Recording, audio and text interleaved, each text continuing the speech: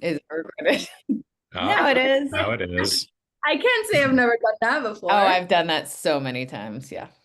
It's okay. The marketers in the room they're gonna understand. They know. Mhm. All right. Well, welcome everyone to this webinar. My name is Maria Velasquez. I'm one of the founders of the Cybersecurity Marketing Society and the host of this webinar. Today, we're going to talk all about how to build and execute a high impact campaign. I think all marketers here are probably coming with that same question. If you are here, you're a marketer that's looking to up-level their campaign game, you're a demand gen marketer who's trying to build a strategy for technical audiences, and you're just here for some answers and to understand what everyone else is doing. So you're in the right place. Today, I'm joined by our friends at CyberRisk Alliance, Jessica and Marcus Whitty.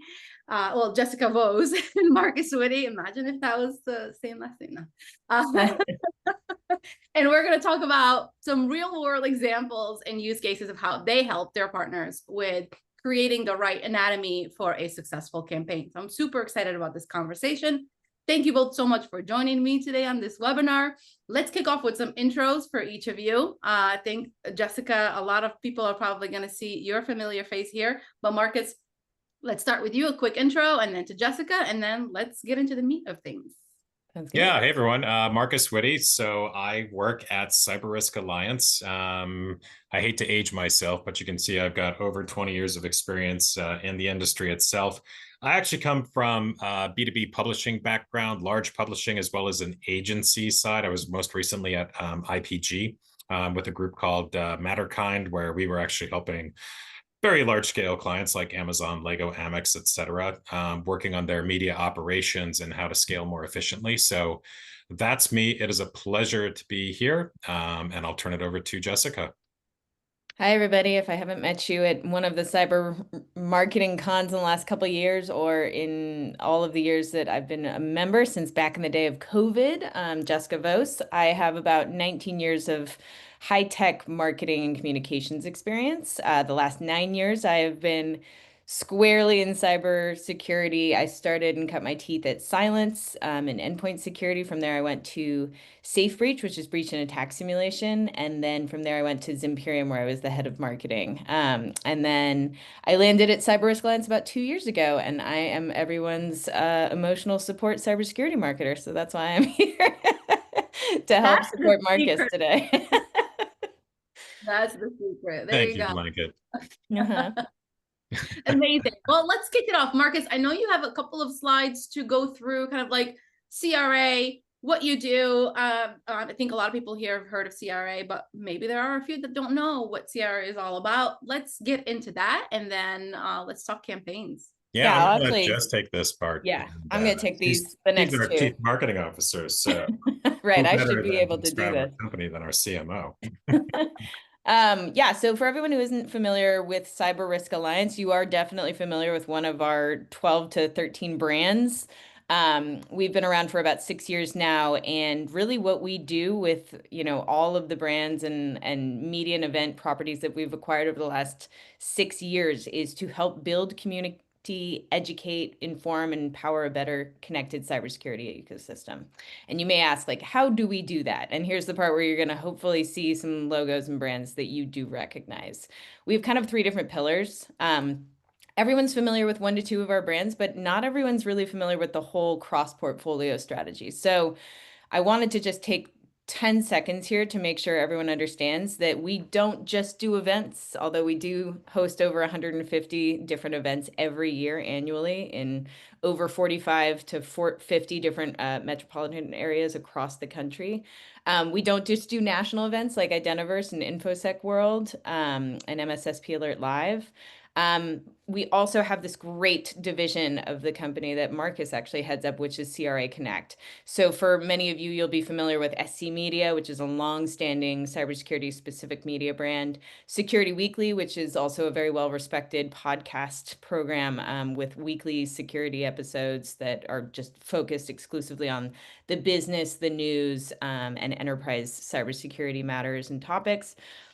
We have MSSP Alert, Channel E to E, which are focused on really the MSSP and then entrepreneurial aspects of running a channel business in cybersecurity. We recently launched in the last 2 years CyberRisk TV, which really covers all of our live streamed interviews from major shows like RSA and Black Hat, as well as our own properties, Identiverse and InfoSec World. And then some of our more recent acquisitions were Launch Tech, which is a PR agency that focuses exclusively on cybersecurity, as well as ExecWeb, which was in the last 2 months, which is a one-to-one meeting service, which was founded by Val Tsanev. So Connect really is where we're going to be focusing our kind of focus and attention today. Obviously, we've got Marcus here. Some of you will have seen Param Iftikhari's episode on the podcast with Maria and Gianna talking about, why there's so much focus on the CISO as part of the buying decision. But today we're really going to focus more of the energy and attention on how you put together really wonderful omni-channel campaigns using all of the resources available to really focus on the entire buying team at the same time and how you can influence those. So that's a really quick intro to CyberRisk Alliance. If anyone ever wants to understand or learn more, understand exactly how the portfolio is positioned, I mean, again, I'm your emotional support cybersecurity marketer, so please reach out to me on LinkedIn or via email or phone. I'm happy to have a conversation with any and all of you whenever. All right, Marcus, that's it. We're done with All that. right, I'm taking it away. So I don't want to spend too much time on this slide, but I think we all know that campaign design in today's world is pretty challenging.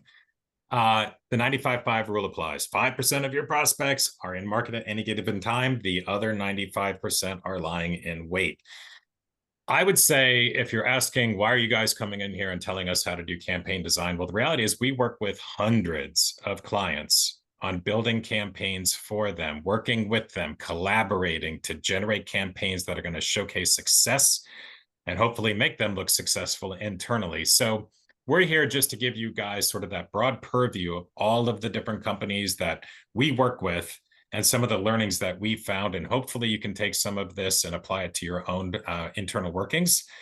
But there are some big themes, that we actually see. So the first is budgets have been a little bit tighter. I don't think that's a surprise. I don't think that's a controversial statement. We also see that the overall campaign timelines have been truncated. Annual commitments have moved down to quarterly, down to monthly. Tighter budgets, shorter cycles. We also see a lot of the sort of leads hamster wheel, right? We have to prove value immediately. I got to drive leads. I need MQLs, and they have to convert into the pipeline. Now you throw in churn. We've seen entire marketing teams turn over. We see a lot of people moving between companies. Then you look at M&A and all the consolidation that's happening. That also leads to delays. Because if you can imagine, anytime that you've got new management coming in, evaluating your processes and ways of working, you get new team members that are coming into play, all of that can lead to challenges with campaign design and coming up with an effective strategy. And at the end of the day, what you want to know is that the campaigns that you're putting out there are returning investment. And so this and all of these different challenges, I think one of the bigger issues that we face is attribution modeling. So what is effective? What is an effective campaign tactic, that we deployed that actually led to a return? A lot of our clients, I'd love to see a show of hands, a lot of our clients actually say that last touch attribution is the model that they use. And so really, if you think about last touch, if a company's really good at, arbitrage, they're going to get the credit for that, despite the fact that they might not have anything to do with the campaign. So I am very curious to hear from you guys in terms of sort of looking at your attribution. So we know it's a challenge. And by the way, if we think about campaign design and effective campaign design, we also think that it's probably more important than ever. What's the stat? And maybe Marie and Jessica know this, but 12 companies control 65% of the market share. Is that the stat? Yeah, I need to go back and look at my Canalys posts. Yeah, the Canalys, but yeah. So basically you've got 4,200 other cybersecurity technology vendors that are out there competing in this space, for the rest of the dollars. That's a lot of noise. And so going back to some of those challenges that we talked about, brand has fallen by the wayside a little bit. Brand building tactics, right? Brand boost, brand awareness. A lot of that is starting to come back. And I think that's a real positive. We're starting to see that come back because I think people realize they have to get above the noise. They've got to get above the churn. And so when we view campaign design, we're really viewing it, as Jessica said, through sort of that omni-channel approach. And we're going to get into that. But the other key thing is ABM is definitely ruling the roost. I mean, it has been for years. We have not seen a change. Curious to hear from you guys, whether you start to see, is ABM still everything it's cracked up to be and more. But we definitely know that incorporating and complementing your ABM strategy is something that we have to do. So when we think about campaign design, it's really about complementing the ABM strategy, not replacing it. We're not taking over your 6sense platform, your demand-based platform. We're here to complement what you're doing. And so everything that we do from campaign design, what we understand is it has to complement. We have to integrate with your technology stack. We have to be able to support that strategy. And hopefully we can play challenger a little bit to get you guys into a different mind space if we think something may not be as effective as it could be. Marcus, if I can interject just a couple Fire away, comments Jessica. on the budget one. I think the other thing that we've seen and we've heard a lot from clients was, especially throughout the tail end of 2023, which got really weird, and then 2024 was pretty weird in cybersecurity for a lot of different organizations and teams. It was not only that, the budgets were being cut, but they were being unlocked on like a 3 to 6 month basis, Yeah, right? good Which point. also makes campaign design really, really challenging, because how are you supposed to design a 6 to 9 month journey for, bringing people from awareness into evaluation phase, when you're really only able to unlock budget sufficient to cover the first 2 to 3 months of the campaign, if that, and only. And so I think that made it particularly challenging as well, which I think is why we saw some fall off in terms of broader campaign design, longer term, more complex campaign designs.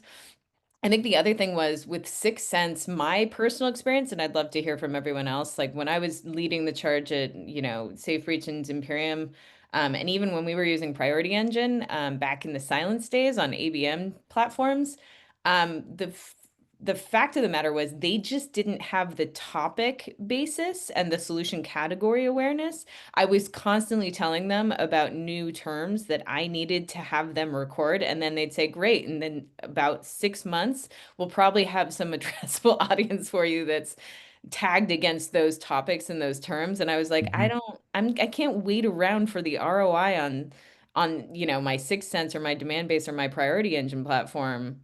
When you get, like, why have you guys not been proactively trying to actually break into cybersecurity and understand what the topics and terms are that we all care about? Because it's a pretty complex solution landscape, right? Mhm. So again, ABM, it's been around.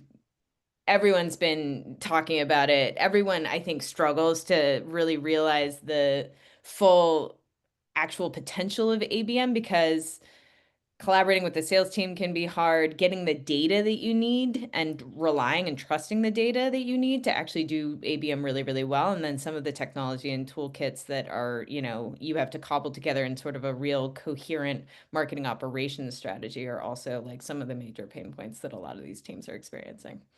Let Boy. me know if that's reflective of anyone's experience, but Oh, Maria, I'm pretty you sure can you're getting speak. a lot of head nodding everywhere. I was literally like, yes, yes, yes. Yes. But as you were talking about the timeline, I want to launch a quick poll question about, how many campaigns per quarter or per, half a year do folks in here try or plan to launch? So I'm just going to launch that real quick and let you all answer it. And then Marcus, definitely keep going with the. Okay. I would love to see it. So, when we think about effective campaign design, I think one of the first places that we'd love to start, and again, this is something that hopefully all of you are doing this, but yeah, I think you would be surprised by the number of clients that don't do this, would be where do you sit within the maturity canvas? And so the maturity canvas is really establishing as part of your maturity journey, really, where are you? Why do we find this is so important? Because a lot of times teams want to jump into the deep end and they may not be ready for it. And I know that this could be insulting some marketers' intelligence, right? But if you don't have a maturity canvas and you don't understand where you sit within your maturity journey, I would encourage you to do so. Because if you are not doing this, you are likely going to be deploying tactics that you may not be ready for. And I'll give you a real use case example. I'm not going to name the client, but it was an Israeli-based startup. They came into us and they basically said, I need leads. And they were a startup. We said, are you even set up internally to take on these leads? Like, do you have any effective mean to nurture these leads once we turn them over to you? Are you integrating directly with your Salesforce? Can your SDR actually act on these leads? Yeah. Don't worry about it. Don't worry about it. Give me the leads. We turned over 300 qualified leads to them in under 2 months, and it just overwhelmed their SDR. It was like a tsunami of leads, that hit this individual, and they sat fallow 4 months. I'm sure this is probably a common theme that we hear across a lot of marketing organizations, and they were not ready to act on them. And when they turned around and came back to us, they said, "Look, you were right." And we actually pivoted our tactics to things that were a lot more in terms of brand building, showcasing their SME, and really focusing on sort of the brand awareness piece to that as they were sort of establishing their maturity. So the first thing that I would encourage you all to do is look at this maturity canvas and look at your overall maturity journey, because this does really act as a good check and balance in terms of what types of tactics should you be deploying. And we actually like to use this with our client base, because what we don't want to do is overpromise, underdeliver, or overwhelm, present the wrong tactic. It makes us look bad, doesn't make you look great, everything else. So the first and foremost would be this maturity canvas, and just making sure that if you guys aren't deploying this, this is something that we like to love to work from in terms of how we work with our different client base. Now, Yeah, and Marcus, I just yeah, want to point out that it's a model. The framework for the maturity journey is a model. It's not going to match every single organization. it's Every not. organization is different. We have a lot of special, unique, unicorn, pony companies. I've worked for a few where it doesn't exactly map to everyone's experience. And some of these, there will be moments where it's like, no, it actually makes sense for us to venture into channel and partner marketing a lot sooner than this. And sometimes that's going to be the case. But overall, we think this is a match for about 70% of organizations for how their go-to-market model kind of evolves over time. And I Interesting think Evan results had too. a comment. Oh, sorry, go ahead, Maria.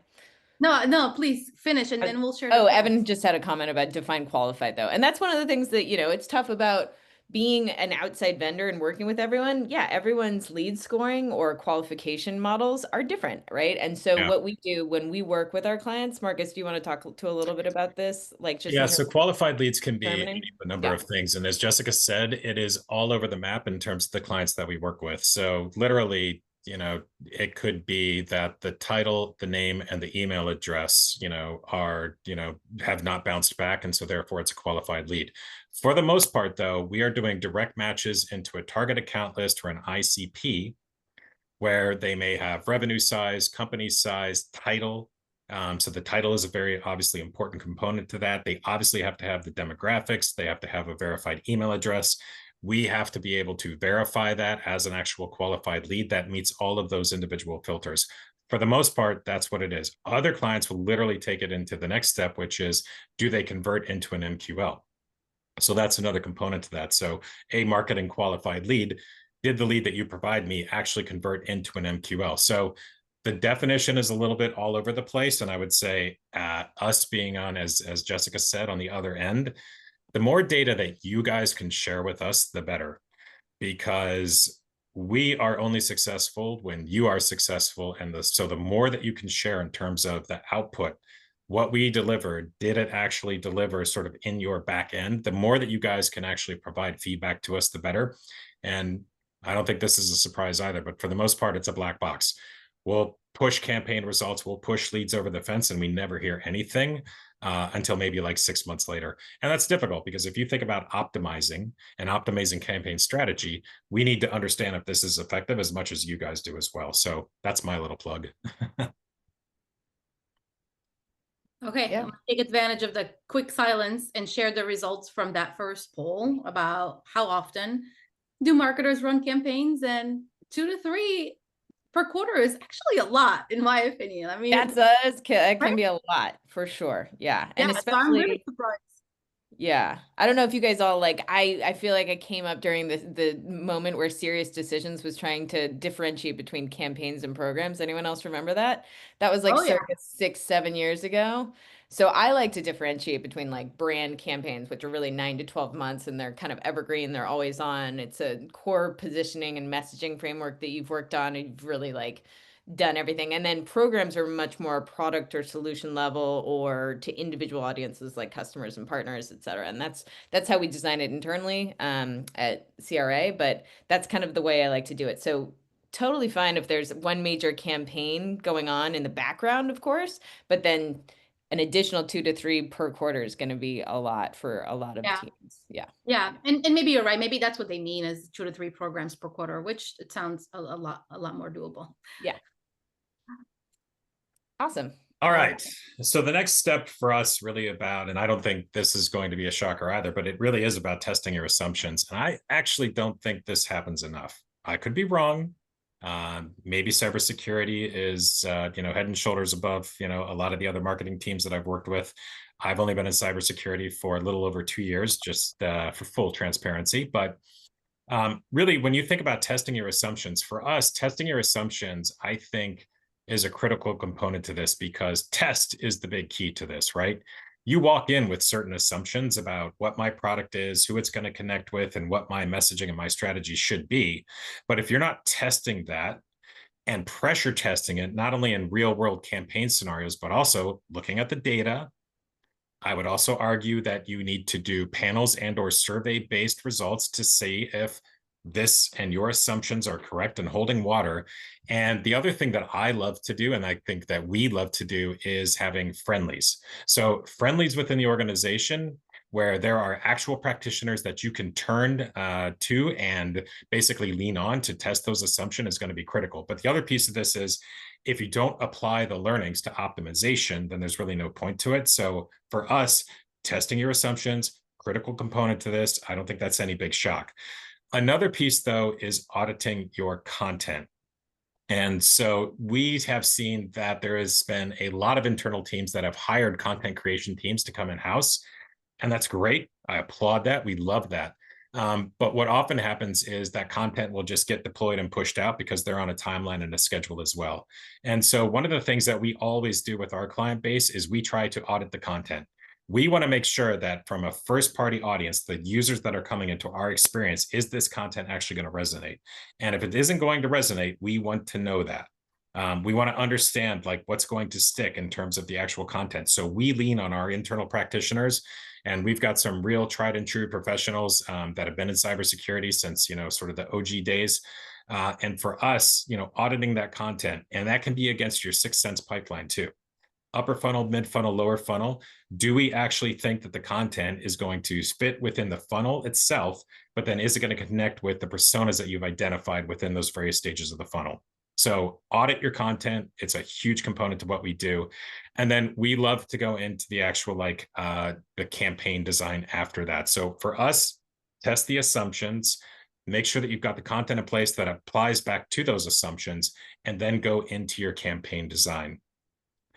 Now, to get into the meat of it, and I'm going to refer to this in terms of sort of ABM strategy because that's probably what most of you are deploying.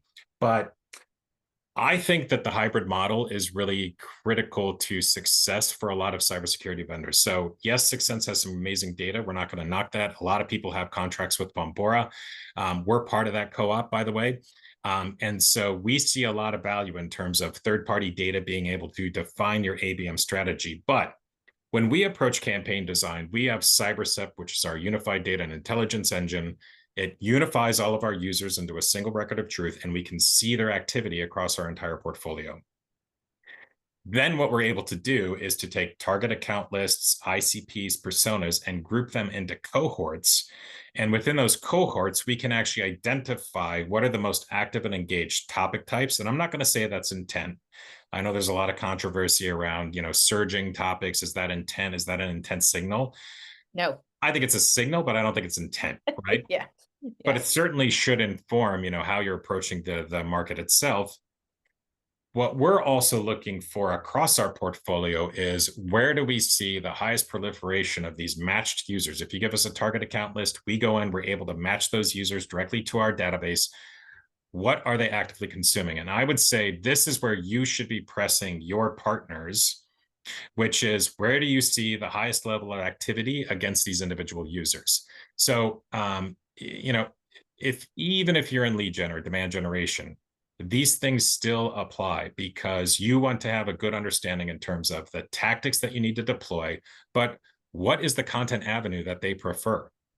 There are content types that a lot of people prefer and others don't. Some people may download like crazy research reports all day long and prefer that long form content. Other people may prefer short, punchy video assets. So where I would push your partners, where I would push your own platforms is what are the content tactics that they're most likely to engage with? This, by the way, is what we use for campaign design. For us, it's really around our first party data, looking across that portfolio and saying, where do we think we're going to have the best success in reaching the users that you want to reach? And what we're looking for is we group those cohorts and then we're looking for common themes and threads. What are the tactics? What are the content types? What are the topics that we need to be deploying in terms of this overall campaign? Yeah, Marcus, let's move to the next slide because I mean, this was like one of the reasons why I actually came to CyberRisk Alliance, was when I was shown our ability to report on this.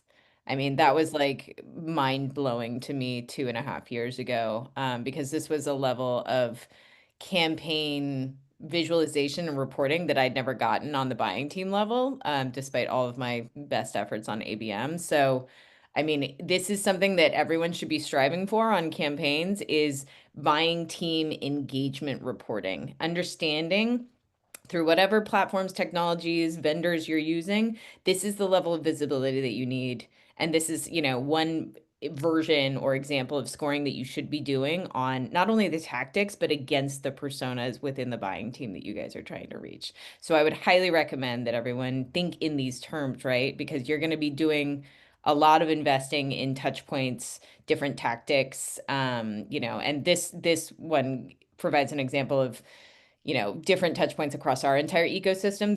You're not always going to have this many touch points with this many buying team members. Some of you will, but some of you won't. It could look a lot smaller than this, but still it's worth doing the analysis just to ensure that you have a good amount of engagement and that you're seeing that every single member of the buying team is engaging on at least some level.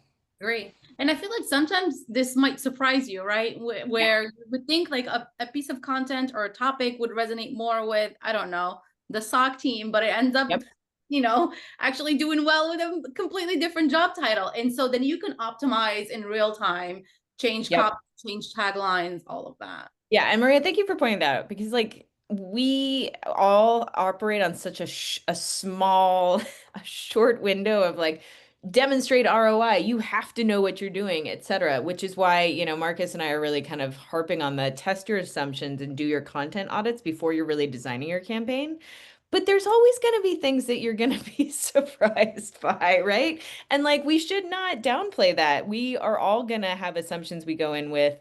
We design campaigns around them and then we're surprised. But guess what? As long as you're paying attention and you take note of that, and the next time you design a campaign, you are incorporating those learnings, then you're getting better every time, right? But don't be disappointed by surprises. And don't let anybody make you feel bad about surprises, right? This is how we're all learning, and this is how you can integrate things that you're learning through the data analysis just to be better in the future. Totally. It's not a set it and forget it kind of thing. You have to optimize in real time. And Heck no. And I would say one of the things that I see teams falling down on from time to time, and I think it's mostly resource and time constraints, is every time the product team's ready, okay, we've got a new launch, we've got a new release, which sometimes is a massive surprise. I remember those days.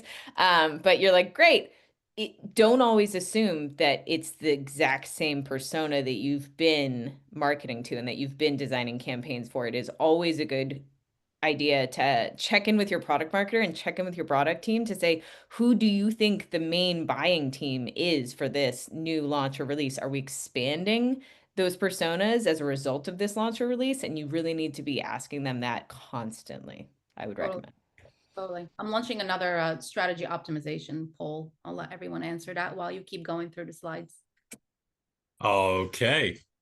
But I think the other key to this too is that, if you think about a specific or a tactic or a channel, I would say where we see the least success is if you lean on one single channel or tactic.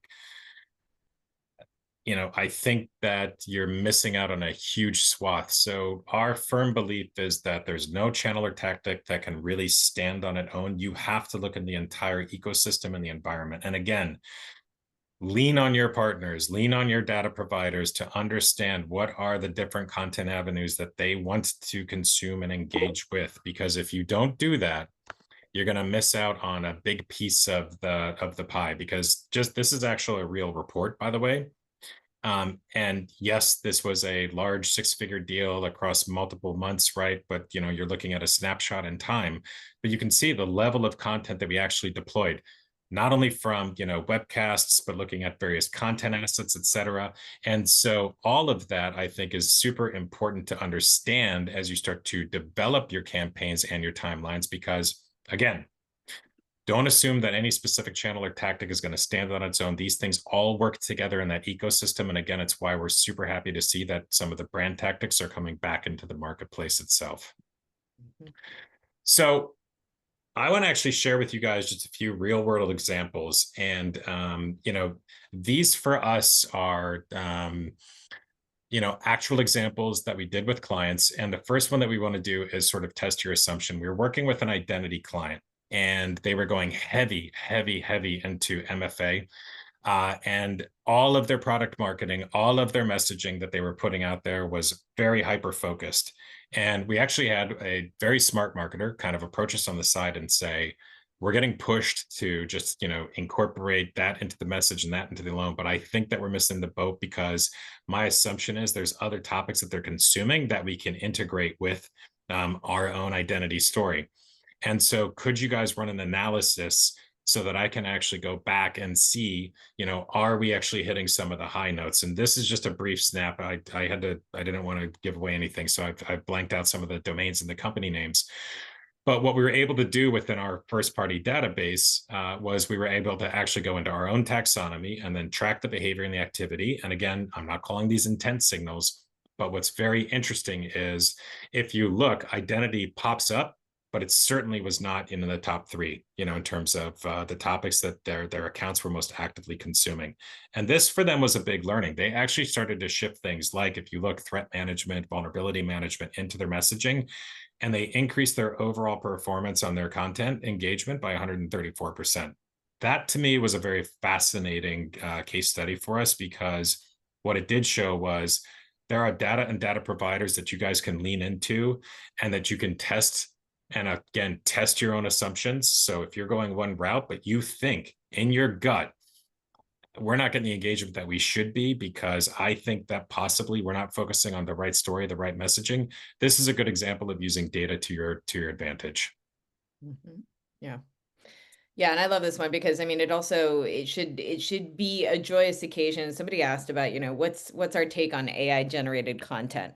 To be honest, I used to run content strategy at Silence. We had an embarrassment of riches when it came to subject matter expertise on the team. So I didn't need generative AI because I had enough people walking to my office saying, I've got a great idea for a blog or a white paper. By the way, reader, they were not all great ideas. Of course, they are never all great ideas. But, I had enough different points of view and things going on. But that is a rare occasion when that happens. And so generative AI, this era where you can say, hey, what are some ideas of things? Like what are some of the pillar level or subtopics that we should be looking into? Like you can start to develop some points of view and a messaging framework around that. You can go outside to third parties, but you can also start to kind of play around with GPT or another AI platform and kind of get a sense for where you could be going. And if you have this kind of signal data that tells you these are the 3 top topics amongst our target accounts, then you can much more easily iterate and provide more informed prompts for that kind of content messaging exercise than you would have been able to in the past. So the next one I wanted to get into is complementing ABM, not replacing it. And we're a big proponent of this. So we've got data, we can pull insights. We know that we could do direct matches to target account lists and ICPs. You need to be pushing your various vendors and providers on that. We know that we're one of many, but it's really important that you guys lean into your partners to help you power some of your individual campaigns and insights.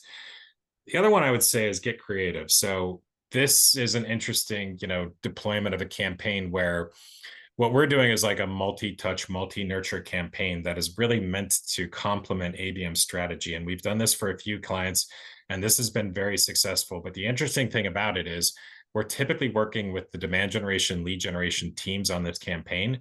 They're not allowed to touch display advertising, social. They're not really allowed to touch anything that has to do with display. What we've done is we're taking content syndication, basically the framework of content syndication, but kind of blowing it up and saying, let's use different tactics that we can roll up into one CPL and allow you guys to get some of the branding tactics that maybe, in the lead generation or demand generation team, you couldn't get before. And what I love about this, and we've seen great success with this, is we have the gated content, but what we're literally doing is in the background, we are targeting all of the account lists, all of the target accounts, all the matched users that we have within our database, both on our sites and off our sites. If they go to ESPN because they're looking at the NBA finals or whatever, we're targeting them with the client ads. We're following their entire journey across this. We're following them within LinkedIn. Anytime that anybody who's a qualified lead downloads and engages an asset, not only are we hitting them with display and social, but we're doing follow-up nurture emails as well. The reason that we did this is because of the disconnect between marketing and sales again, which is the marketing team oftentimes is saying, I'm generating a ton of leads, I'm pushing over my SDRs, I haven't heard anything. If those leads sit, it goes back to that example I gave at the beginning. If those leads sit and then the leads start chiming in and saying, I don't know what you're talking about, I don't remember that asset, I have no idea what you're talking about. Our goal with this was to say, how do we keep these leads warm? How do we keep the brand recall high? So what we're doing is just a continuous touch throughout the course of this campaign. And so again, all we're trying to do here is to complement what you're doing from an ABM strategy, again, versus replacing it. We don't want to run your 6 cents campaign. We don't want to do that. But where I would say is get creative. If there are tactics that you want to deploy, but you can't, push your partners. Again, make sure that you're reaching out to your partners and saying, hey, this isn't in my realm typically, but I know that I desperately need it because I've got to build my overall awareness, and maybe we don't have budget against that. How can we get creative? So as we think about campaign design, this was one way of us in response to clients like yourselves, where we said, let's get a little bit creative. Let's think outside the box. How can we start to incorporate some of these different tactics and get them into your budget?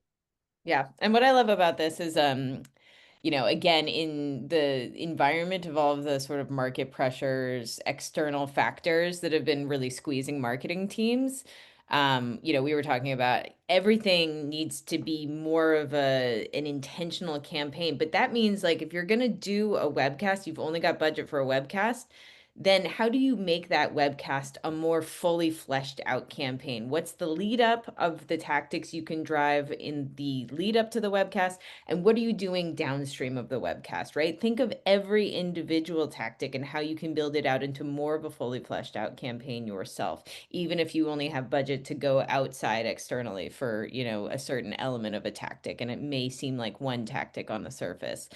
I think, what Marcus and I are really encouraging everyone to think about is how can you make every tactic into a campaign in and of itself? Yeah, that's a great point. I'm going to share the results from the last poll, and it's actually pretty interesting. The leading 2 aspects of strategy optimization for a campaign are lead follow-up and nurture, analytics and reporting, which means we're having more challenges post-campaign launch, right? Or when the campaign is over than we are in the early stages of actually planning and putting it together.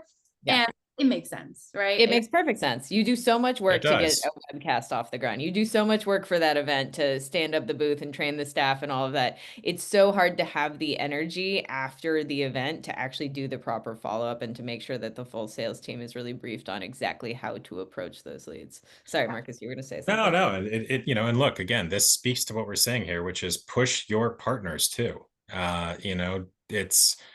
It's collaboration. The more that we collaborate with you, the more that we learn together, the better we're all going to be. We only win if you win. I've said that before. I'll say it again. We only win if you win. And so if lead nurture and follow-up is something that you guys struggle with because your SDRs sit on them, they sit, and suddenly, when they're actually getting around to them 3 months later, it's like, well, that's a bad lead. Well, push partners like us, push them to deploy various tactics and get creative to say, like, if they're not going to act on them, how do I make sure that I'm actually keeping them warm? And I know you guys are pushing them into your ABM campaigns. I know that you guys are doing your own nurture tactics, but again, if we're the brand, that generated the lead and we have the trust, then that's a good example of like lean on that trust to keep them warm. So just throwing it out there, but fascinating, not unexpected, but cool results.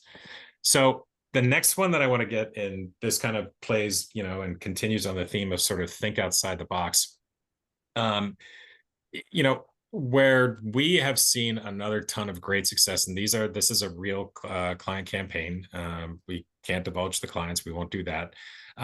But I think the other side of it is, again, like if you think about where we hear a lot of clients where they get success, it's when you guys are able to drive qualified traffic and leads into your own site and experience, where they'll do a form fill or they'll request a product demo, et cetera. Maybe they're working with an agentic AI chatbot, et cetera. But where we see a lot of success is when we're able to drive traffic back to a client's site. And so for us, what we started to think about in this realm was, well, you've got sponsored by content. So if you're putting up sponsored by content, obviously, that's going to have the sponsored attribution to it. You've got to mark that as sponsored. It has to be labeled because you don't want to fool the audience. But there's a really cool campaign that we do. So SC Media, just as an example, like we focus on the vendor community. We do a ton of news, insights, information, reporting on the vendor community. We report about a ton of you guys, within our site every single day, weekend, month. But what's really cool about this is, again, if you think outside the box, and there are multiple tactics that you can deploy by getting creative. So this is called resource articles. And what we do with resource articles is they're editorial. What we're doing is there's a specific topic of interest to our readers, and we know that from our first party data. And what we do is we actually interview the subject matter experts. We actually look at and review content assets that we know are going to be relevant to the marketplace in terms of educating and pushing the industry forward. And then what we're generating is editorial content, and we utilize backlinks within that content. And where we've seen great success with this is because one, if you deploy it as part of your larger strategy, and again, I'll go back to integrated marketing campaigns. This is not a one-off tactic. This is a piece of multiple campaigns. But what this one is doing is it's working in conjunction with the lead generation campaigns that we're deploying for these clients. And on top of that, we're using backlinks to link to relevant content on the client's site. And what that does is it gives SEO juice, which is a side benefit, because if you've got editorial content from a valid site linking to your content, that's SEO juice. That's one important piece to this. So your search rankings actually start to naturally rise up through the rankings themselves. But then anybody consuming and engaging with this content, we're linking back to form fills, demo requests, and all of that good stuff. So just to give you a real world example, this also includes email and other tactics, and I'm not getting into the full design of the campaign itself, but we had one client who, through the emails that we deployed for this campaign alone, they had almost $1 million worth of pipeline that they generated through this. And this is a good example of, like, again, if demand generation, lead generation, driving qualified leads into the environment, think outside the box, get creative. This is editorially featured content that we can keep in an editorial environment because we control and have full approval of the content that's going out. And if you're comfortable allowing us to do that, as an example, push your partners. Again, get creative, think outside the box, and collaborate, because this is a really great example of not only can we help SEO rankings, but we can push qualified traffic, not through some of the normal tactics like, content syndication, gated content assets. This is qualified traffic coming in, linking back to the site, and then doing demo requests. So I would just say, again, think outside the box, get creative, and collaborate, because the more that we work with you guys, tapping into our data, looking at the overall audiences that we have, where we see great success and where we see they're most likely to engage, lean on us to help you guys inform that campaign design and that campaign strategy, because the more that we're able to do that, the more successful we're going to be together. And so with that, I'll get off my soapbox and say, let's take questions, I guess.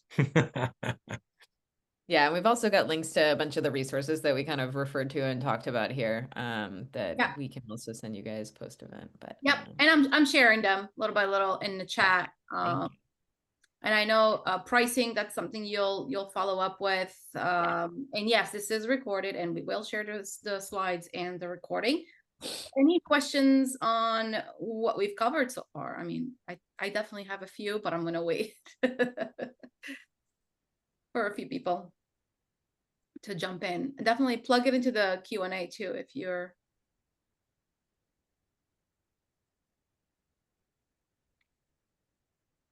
Okay, how do you deal with slow approval processes? Is this internal, Rikeen, or I'm guessing it's internal? So that happens all the time. I think I know where this is going. Basically, we'll go into an SOW or a contract, right? An IO. And we know that there's legal, there's procurement. They're going to be pushing on rates, right? They're going to be reviewing the actual contract itself. The way that we deal with that, guys, is we deal with it in terms of verbal commit. So if we can actually get an email that says, look, we're going to move forward with this, we actually get the wheels moving in the background. I'm doing that with 4 clients right now as we speak. What we don't want to is have legal sit on a contract for 4 weeks and then say, oh, you know what?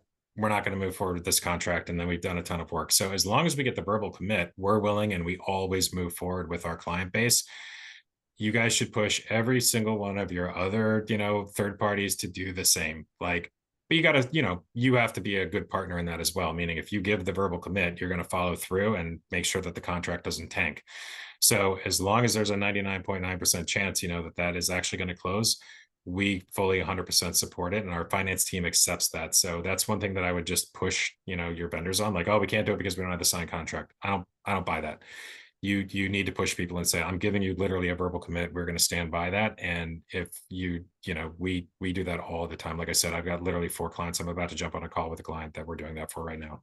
Yeah, and I would say, I mean, everyone needs to get to the point where they're able to project what pipeline will be generated by the campaign and against campaign costs, right? So the more you have that access to that data and that financial modeling to say, hey, we're going to run this campaign, it's going to have, immediate or near-term benefits for second half or whatever the sort of fiscal time period looks like, depending on your average sales length cycle, et cetera.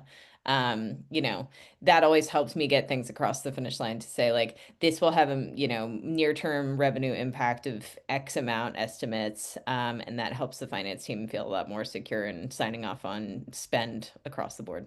Yeah, agree. I think too, like, find your champions internally. Sometimes it's somebody on the sales team, right? Sometimes it's head of biz dev, or even the CRO if you're able to get up close and personal with them. That's a great point. That person has a very influential voice in that CFO realm and world. And what I've also done too in the past is that I'm pretty sure you do this too, Marcus, with partners, is I ask them for help to help me convince internally. What do you have? Do you have stats for a company like us? Could you share maybe our direct competitors' campaign performance without revealing too much, right? Just so I can show, look, well, they did it, and here's what we can also achieve. Yeah, absolutely. Absolutely. Yeah, I think those are really great points, Maria. And I would double down on the one about sales. As a former head of demand gen who would request budget for events, I'd get turned down all the time. But if somebody from the sales team or the CRO themselves asked for it, they would get approved 85% of the time. Yeah. So can't underestimate. Make your friends early. Yeah. But I want to go back to, I have a question myself. I want to go back to one of the poll question results about what happened post-campaign, what happens post-campaign with lead nurture, and then the reporting. What have you done with other partners to help them optimize that part of the campaign and that stage? I've seen vendors do kind of like a sales training even about how to actually nurture and follow up with the leads that you generate. Could you give us some examples of what you've done?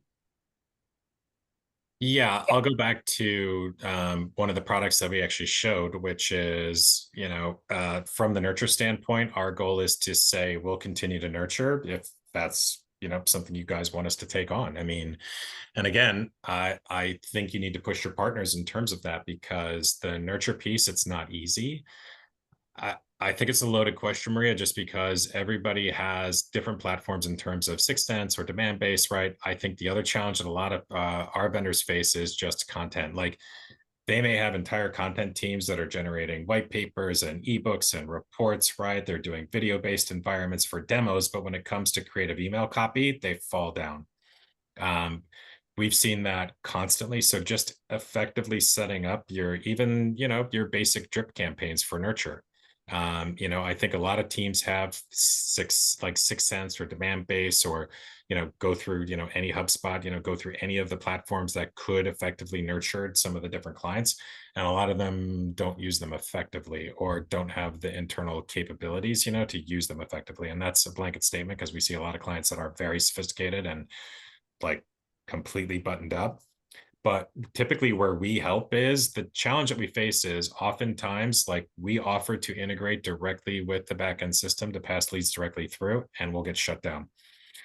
And we're literally passing like Excel sheets, over to the client, for them to do the verification. So, I would say, where do we help? We help in terms of we're able to effectively nurture leads throughout the entire process, and we can keep that going for 3 months, 6 months, etc., through various tactics in order to keep the brand top of mind and to keep the brand warm. That's where we can help.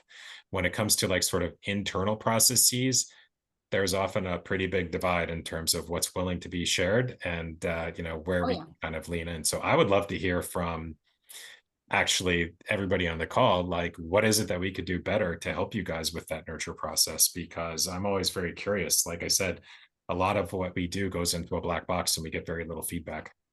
Yeah. Yeah, I would say, I mean, I'd love to, like, can we launch a poll, like an Insta poll? How many of you write the follow-up email copy for your sales team on all of your campaigns for all of your leads? And how many of you give them a general sense of what the campaign is about and let them continue to recycle follow-up emails and copy that they've used in previous campaigns? Yeah, put a hand emoji in the chat. Let us know if you do that. I've definitely done that in a campaign like Doc.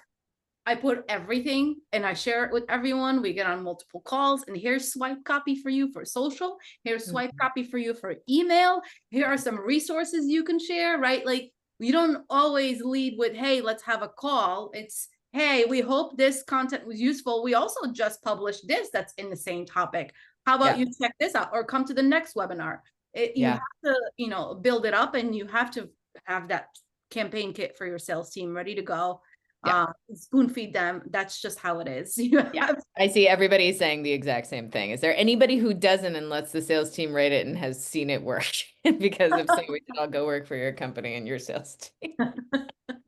I agree. I would err on the side of controlling everything, and I'm not a micromanager. I'm not a control freak, but when it comes to this, you can't invest a certain amount of money in generating those leads and then just hand them over without having some control over the follow-up process, for sure. And I learned that the hard way in demand gen in 2 different positions, but that is a staunch position nowadays for me. Totally. My favorite comment is don't let the sales team write anything. Yes. And lock your pitch decks. Don't By the way, I saw in the chat your pitch too, decks. Oh my gosh, said, block your pitch decks. Oh my gosh. Oh, please. Oh, last 6 months. Okay, we have a few minutes left. I have one last poll question, and then there is a question in the chat. How do you encourage them to actually use it in the follow-up? That's a I mean, I've gotten to the point where I've like, if we use like a tool called Buzz AI that's natively integrated with LinkedIn Sales Navigator, and it's similar, analogous to like SalesLoft or Outreach. But I basically program it in there, duplicate the campaign, and then distribute it and say like all of the touch points are built for you. There's a voicemail drop, there's a call, there's an email or what have you, like it's all in there. Here you go. Now launch to your Sales Navigator lists. great. That's a great idea. And there's another champion for that can help you. Sales ops. So if you become really good friends with sales ops, they can help set all of that for the SDR team, right? Whether it's outreach or any of the sales outreach tools that are out there, and set up the nurture and duplicate for each one and launch. And that way you're saying the same thing and your messaging is consistent and unified. Yeah, and sales will always go for an easy button. And if you can demonstrate that they're getting good engagement, that it's improving their social selling score, I mean, all the better. Everyone's happy in the end, right? Exactly. A great place too, just to add, where you can, find your champions and advocate for some of the campaigns you're running, is at SKL, right? You usually do that in the beginning of the year. That's your chance. You have the attention of the entire sales team over 3 days. If you are running a session or two and you're on stage, show them what you're thinking. Tell them that you want to be a partner, right? Yes, yes. And they will be stoked to see an entire like calendar built out of all of the ideas that also, you know, if you're that ahead of the game, you're doing great. Product roadmap aligned to say, for this release, for this tier 1 launch, we've got this campaign going. We're going to have an always on campaign. Here's all the messaging. Here's where we're going to be providing all of the air cover for everything you're doing. I've done that a number of times, and you've never seen such a happy sales team in your life. They just want to know that, you know, you're going to be out there laying the groundwork for them to go reach out on top of it. So again, 2 big thumbs up for, you know, broader campaign design, mapping it all out on a calendar and really identifying what are your best go-to touch points, and testing those assumptions and getting all of that prepped and ready to go. We're going to be talking with a lot of our clients in the August-September timeframe about sort of the annual planning process, because we like to get some meetings together with our clients around that time every year. But if you guys want to get ahead of the game and get it out earlier, you're on a different fiscal, we're always here, and we're more than happy to have sort of one-on-one meetings to talk campaign strategy. Certainly Marcus will. He geeks out on this stuff. Yeah, I already volunteered both of you to Ella. Yeah, Who's just getting started. So I'm really on the data side, guys. So yes, as Jess said, I love to geek out on that. So it's my sweet spot and bread and butter. So I also noticed a comment. There are a couple of people said, you know, we need a content audit template. We have that. So, you know, feel free to reach out. We can definitely get you guys with I made a note of the 2 folks who asked for that, so we can reach out to them individually. Yeah. And if you send me that, by the way, I can send it in the email follow-up with all of the resources that we had already planned to share with everyone. All right. Well, we've got 2 minutes left. I'll leave that to both of you for any parting ideas or thoughts. But thank you all so much for joining today. We really appreciate the time that you put in to come and learn with us and discuss all things cybersecurity marketing and campaigns. I enjoyed this very much. And hope you all did too. So Marcus, Jessica. Thank you guys. Yeah. We're going to have some sort of special discounts just for Cybersecurity Marketing Society members that we're going to be reaching out to all of you guys about. So please do take advantage of those, because they're not available for everyone. Awesome. All right. Well, thanks for everyone for your time. It was great. We enjoyed it. Thank you for joining. Thanks, Jessica. Thank you, Marcus. All right. Thanks, everyone. Bye. Bye.